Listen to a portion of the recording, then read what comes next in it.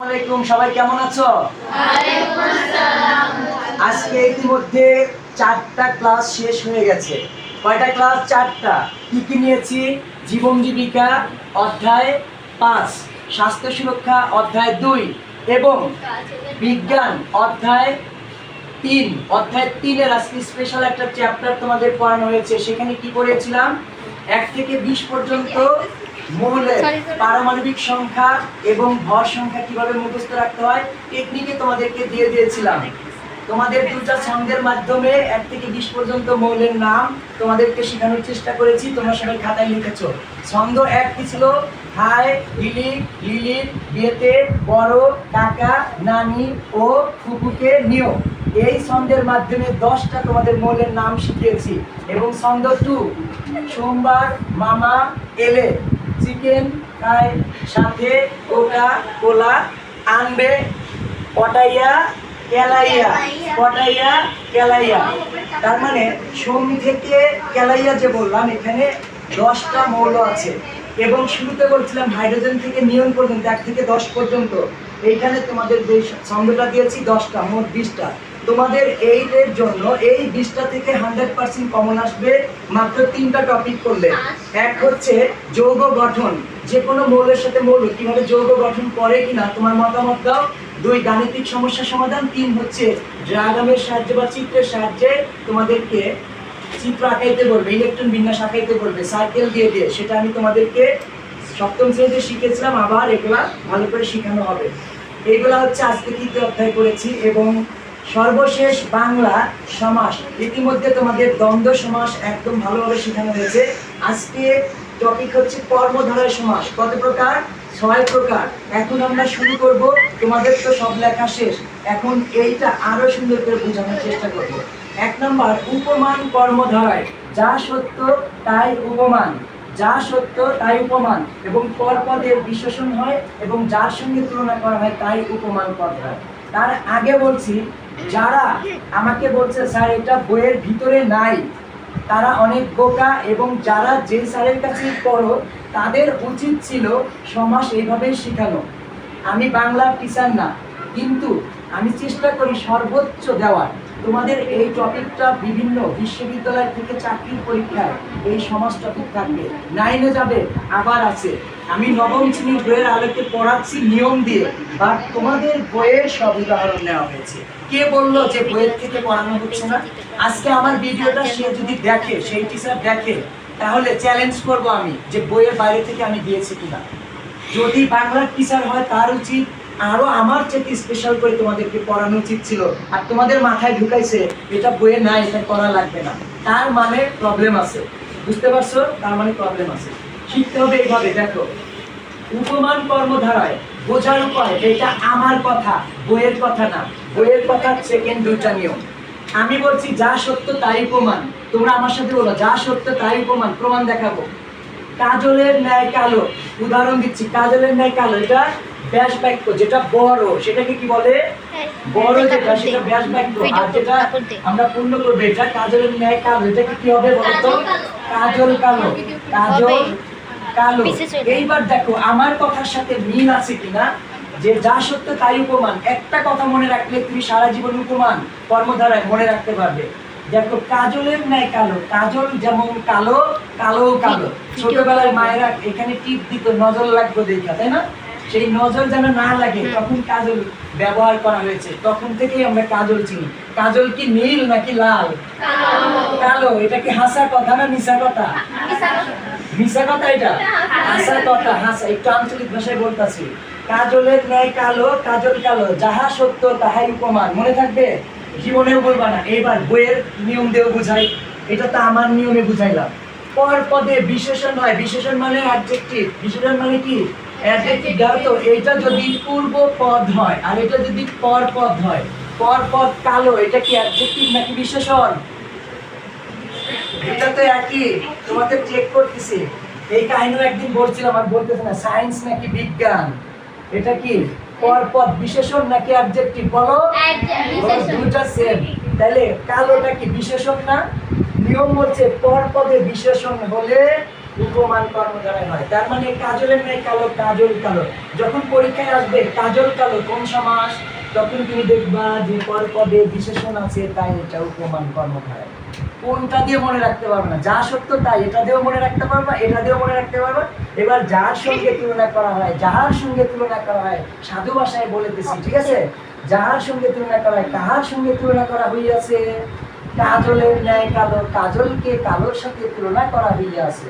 তার মানে কি, আমি বলেছিলাম যার সঙ্গে তুলনা করা হয় তাকে বলা হয় কি, উপমান কর্মধারায়।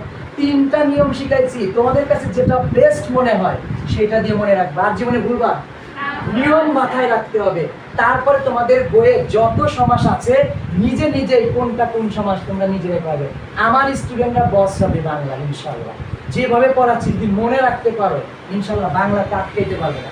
2 নম্বর, উপমিত কর্মধারায় যাহা মিথ্যা তাহাই উপমিত। যাহা মিথ্যা কথা, যাহা আবার দাহা মিথ্যা কথা একই হইল। যাহা মিথ্যা কথা মানে যা মিথ্যা তাই উপমিত। প্রমাণ দেখো এবার। প্রথমটা গেল। 2 নম্বর, মুখ চন্দ্রের ন্যায়। মুখ কখনো চন্দ্রের মতো হতে পারে? এটা কল্পনা করা হয়েছে। তোমার মুখটা সুন্দর হলে চাঁদের সাথে তুলনা করা হয়, তুলনা করা হয়েছে এখানে। এটা সত্য কথা না, ডাহা মিশা কথা। তাই এটা কি উপমিত। এটা আমার উদাহরণ দিয়ে তোমাদেরকে বুঝাইলাম। এটা কি বুঝতে অসুবিধা হয়েছে? এবার বইয়ের নিয়ম দিয়েও তো বুঝাবো আমি নাকি। যাহা মিথ্যা তাই উপমিত। পূর্বপদ পরপদ উভয় বিশেষ্য হয়। বিশেষ্য মানে কি? নাউন। তোমরা ইংলিশ ভালো পারো, ইংলিশ দিয়ে বোঝাই। নাউন বলে দেখো এইবার মুখচন্দ্রের ন্যায় কি হবে? মুখচন্দ্র, মুখচন্দ্র, মুখচন্দ্রের ন্যায়, মুখচন্দ্র, এটাই তো। তাহলে দেখো তো, মুখ এবং চন্দ্র পূর্বপদ পরপদ দুটাই কি নাউন হয়েছে না? N N. পূর্বপদ পরপদ নাউন হলে কোন সমাস হয়? উপমিত হয়। এটা দিয়েও মনে রাখতে পারবো। আরেকটা বলছে যাকে তুলনা করা হয়। যাকে, এইখানে বলো তো, মুখ চন্দ্রের ন্যায়, মুখ চন্দ্র কাকে তুলনা করেছে? মুখকে চন্দ্রের সাথে তুলনা করা হয়েছে। তার মানে ওটা দিয়েও মনে রাখতে পারবা। 2টা বইয়ের নিয়ম আর একটা আমার হাতে বানানো নিয়ম। কেউ এরকম করে বোঝাবে না, ঠিক আছে? এবার দেখো, 1 গেল, 2 গেল, এবার 3 রূপক কর্মধারায়। এইটাকে আমি মজা করে বলি এটা সুন্দরী কর্মধারায়, ঠিক আছে? সুন্দরী কর্মধারায় মানে যে রূপ মানে কি অনেক সুন্দর না? এই সমাজটা সবাই ভালো মনে রাখতে পারে। রূপক কর্মধারায় সমস্যমান বা ব্যাস বাক্যে রূপ কথা থাকে। কি থাকে? রূপ কথা, রূপের ঝলক দিবে এই সমাসে, বুঝতে পারছো? এই জন্য বলছি ঐশ্বরিয়া বা সুন্দরী কর্মধারায়। ওকে, এখন উদাহরণ দেই। বিষাদ রূপ সিন্ধু তোমাদের বইয়ের উদাহরণ, আমি কি বাইরে থেকে দিছি? তো এটা কোন সমাস এখন বুঝাচ্ছি যে এইভাবে আসছে। এটা হচ্ছে বিষাদ রূপ সিন্ধু। এখানে কি হবে বলো তো? আর এটা হচ্ছে অ্যাডজেক্টিভ। বিষাদ রূপ সিন্ধু, এটা কি হবে? বিষাদ, বিষাদ বানান কি? দ না ধ? বিষাদ বানানটা কি ভুলে গেছি বলো? ধ। বিষাদ সিন্ধু, আমি ভাবছি যে ধ হবে। বিষাদ সিন্ধু, বিষাদ সিন্ধু, ঠিক আছে। দেখো, বিষাদ রূপ সিন্ধু, মাঝখানে রূপ থাকলে কোন সমাস হয়? রূপক কর্মধারায়। তাহলে এটার আরেকটা উদাহরণ দেখো এখানে, এগুলো লাস্টে বলবো। আরেকটা উদাহরণ দিব, 3 ফলের সমাহার। এটা কি বুঝতে পারছো? বিষাদ রূপ সিন্ধু, রূপ কথা থাকবে। এখানে যেমন দিছি মন মাঝি, তাহলে এটার ব্যাস বাক্য কি হবে? মন রূপ মাঝি। এরপর এখানে সিংহ পুরুষ দিয়েছিলাম এক্সট্রা, তোমাদের বইয়ের উদাহরণের দিয়ে আরেকটা অতিরিক্ত সিংহ পুরুষ। পুরুষ সিংহের নয়, পুরুষ কখনো সিংহের মতো হতে পারে, তাই এটা কি হবে? 2 নম্বর উদাহরণ ছিল কি? উপমিত কর্মধারায়। তার মানে সিংহ পুরুষ কোন সমাস? উপমিত। এবার চৌরাস্তা একটা দিছি, আর একটা হচ্ছে 3 ফলের সমাহার। এটা হচ্ছে 3 নম্বরে আছে, এখানে লেখো ত্রিফলা। তোমরা একদম সহজে মনে রাখবা। দ্বিগু মানে কি? দ্বিগু মানে সংখ্যা, দ্বিগু মানে সংখ্যা, দ্বিগু মানে সংখ্যা। ভালো করে, দ্বিগু মানে কি? সংখ্যা। দ্বিগু মানে যদি সংখ্যা হয় তাহলে এটা নিয়ম বলে দিছি, পূর্বপদ সংখ্যাবাচক হয়। সব সময় পূর্বপদের সংখ্যা হয়, পূর্বপদের সংখ্যা হয়। ত্রিফল, ত্রিফলা, 3 ফলের সমাহার, ত্রিফলা, ঠিক আছে? এবার চৌরাস্তা, এটার যদি ব্যাস বাক্য বলি, এটা লিখবো না, মুখে বলবো। 4 রাস্তার সমাহার। 4 রাস্তার সমাহার কি হবে? চার রাস্তার সমান। চৌ মানে কি? চার না? চৌ মানে চার, ত্রি মানে কি? ত্রি মানে সংখ্যা বোঝায়, তিন বোঝায়। তার মানে সংখ্যা দিয়ে শুরু হয়। পূর্বপদ সবসময় সংখ্যা দিয়ে শুরু হলে সেটা কোন সমাস হয়? দ্বিগু সমাস হয়। দ্বিগু সমাস হয়, মনে থাকবে। এবার এটা শেষ বোঝানো। এবার আমরা চলে আসছি চারে। চারে ছিল মধ্যপদলোপী কর্মধারায়। সমসমান পদের এক বা একাধিক পদ লোপ পায়। লোপ পাওয়া মানে কি? অপসারণ করা, ওটাকে উঠিয়ে দেওয়া, বাদ দেওয়া, ডিলিট করা, রিমুভ করা, ইত্যাদি ইত্যাদি। তার মানে মাঝখান থেকে ওইটাকে আমরা অপসারণ করব, উঠিয়ে দিব। এবার উদাহরণ দেই 4 নম্বরে, বিজয় নির্দেশক পতাকা। আমি তোমাদের বইয়ের সেই উদাহরণটাই দিয়েছি, যা মিলায় দেখবা জাহিদ স্যার বইয়ের বাইরে থেকে পড়ায় কিনা। বিজয় নির্দেশক পতাকা, তাহলে এই যে মাঝখান থেকে এটা উঠে যাবে, উঠে এখানে বিজয়ের পতাকা হয়ে যাবে। লেখো বিজয় পতাকা, বিজয় পতাকা। এটা একটু হাইটেন দিতে হবে, এটা একটু ডিফারেন্ট। অনেক পরীক্ষাতে এটা আসে, অনেকে বিজয় পতাকার মাঝখানে হাইটেন দেখলে দ্বন্দ্ব সমাস বলে ফেলে। এটা দ্বন্দ্ব সমাস হবে না। তুমি ব্যাস বাক্য করার পরে চিন্তা করবা যে বিজয়ের নির্দেশক পতাকা ছিল, তাহলে নির্দেশক তো উঠে গেছে, তাহলে এটা মধ্য পদলোপী কর্মধারায়। অনেকেই হাইটেন থাকলে ঠাস করে দিয়ে দেবে দ্বন্দ্ব সমাস। প্রথমে শিখেছিলাম দ্বন্দ্ব সমাসের সমস্ত পদে হাইটেন থাকে। এখন এইটা যদি পরীক্ষায় আসে সবাই ভুল করবে না, আমার স্টুডেন্ট ভুল করবে না। বলে দিচ্ছি যে এটা ব্যাস বাক্য করার পর চিন্তা করবা যেখানে ও ছিল ওটা ব্যাস বাক্য, ওটাও থাকতে হবে। আবার ব্যাস বাক্যে কি থাকতে হবে? ও বা আর থাকতে হবে। এখানে কি ও বা আর আছে যেটা দ্বন্দ্ব সমাস হবে? কম্পেয়ার করে পড়বা, বুঝে বুঝে পড়বা, ইনশাআল্লাহ তোমাদের আটকে দিতে পারবে না। এটা গেলে আরেকটা, এখানে উদাহরণ দিচ্ছি ঘি ভাত। এটা হবে ঘি মাখানো ভাত। ঘর জামাই, ঘরে আশ্রিত জামাই, আশ্রিত উঠে যায়, ঘর জামাই হয়ে গেছে। তারপরে বলছি যে ঘি ভাত, ঘি মাখানো ভাত, মাখানো উঠে যায়, ঘি ভাত হয়ে গেছে। এইগুলাকে বলা হয় মধ্য পদলোপী কর্মধারায় সমান। মাঝখান থেকে এক বা একাধিক পদ উঠে যায়, উঠে যায়, উঠে যায়। এইবার 5 নম্বর গেল। 6 নম্বর, আজকের এটা দিয়ে ক্লাস শেষ হয়ে যাবে। সাধারণ কর্মধারায় পরপদের অর্থই প্রাধান্য থাকে। এই সমাসে সবসময় সমাসে দুটা পদ থাকে, পূর্বপদ পরপদ। পরপদের অর্থ প্রাধান্য পায়, পরপদের অর্থ প্রাধান্য থাকে। এবং ব্যাস বাক্যে যে যে যে যে থাকে, যে থাকলে কর্মধারায় সমাস, সাধারণ কর্মধারায় সমাস।